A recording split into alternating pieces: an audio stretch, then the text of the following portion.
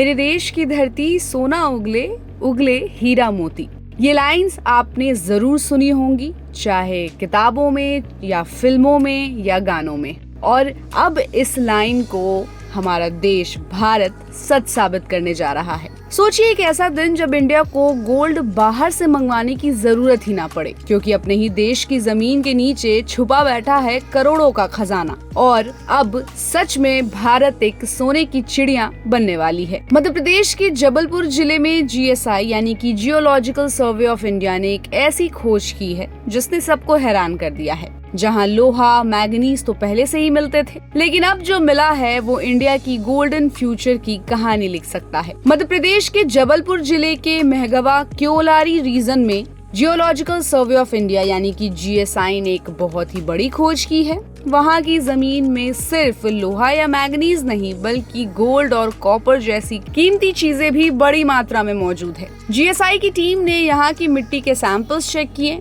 और जब रिपोर्ट्स आई तो हर कोई हैरान रह गया। ऐसा लग रहा है कि वहाँ लाखों टन सोना छुपा हो सकता है।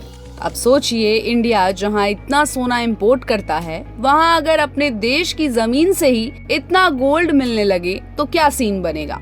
एक अंदाजा ये भी है कि अगर ये गोल्ड माइनिंग शुरू हो गई तो इंडिया की इकोनॉमी को बहुत बड़ा बूस्ट मिल सकता है। एक्सपोर्ट बढ़ेगा, रुपए को मजबूती मिलेगी और गोल्ड इंपोर्ट पर जो खर्च होता है वो भी कम होगा। सिर्फ इतना ही नहीं, ये पूरा प्रोजेक्ट हजारों लोगों को रोजगार दे सकता है। लोकल लेवल पर छोटे कस्बों और गांवों में भी ग्रोथ आ सकती है। रोड्स बनेंगी, इंफ्रास्ट्रक्चर डेवलप होगा और लोगों की लाइफस्टाइल भी बदलेगी। अब इतना बड़ा गोल्ड रिजर्व मिला है तो सवाल उठता है कि इसे यूज कैसे किया जाएगा, क्योंकि माइनिंग कोई आसान काम नहीं होता। इसके लिए चाहिए परमिशन, टेक्नोलॉजी और एनवायरनमेंट का भी ध्यान रखना पड़ता है। लेकिन जितनी बड़ी ये खोज है उतनी ही बड़ी उम्मीदें भी हैं। इंडिया अगर इस रिजर्व को सही तरीके से डेवलप करे तो हम गोल्ड प्रोड्यूसिंग कंट्रीज की लिस्ट में टॉप पर आ सकते हैं।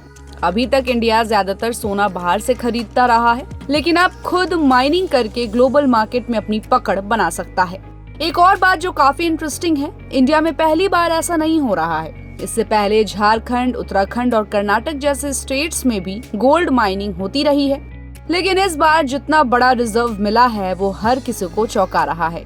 गोल्ड के साथ साथ यहाँ कॉपर भी मिला है जो इलेक्ट्रॉनिक्स इंडस्ट्री के लिए बहुत जरूरी होता है। यानी ये इलाका सिर्फ एक खजाना नहीं बल्कि एक पूरा मिनरल हब बन सकता है। अब देखना ये होगा कि गवर्नमेंट और प्राइवेट कंपनियां मिलकर इस मौके को कैसे हैंडल करती है। क्या सही इन्वेस्टमेंट आएगा, क्या लोकल लोगों को फायदा मिलेगा और क्या इंडिया वाकई गोल्ड सुपर पावर बन सकता है। हमें अपनी राय कमेंट बॉक्स में दे और ऐसे ही अपडेट्स के लिए keep watching and subscribe good returns.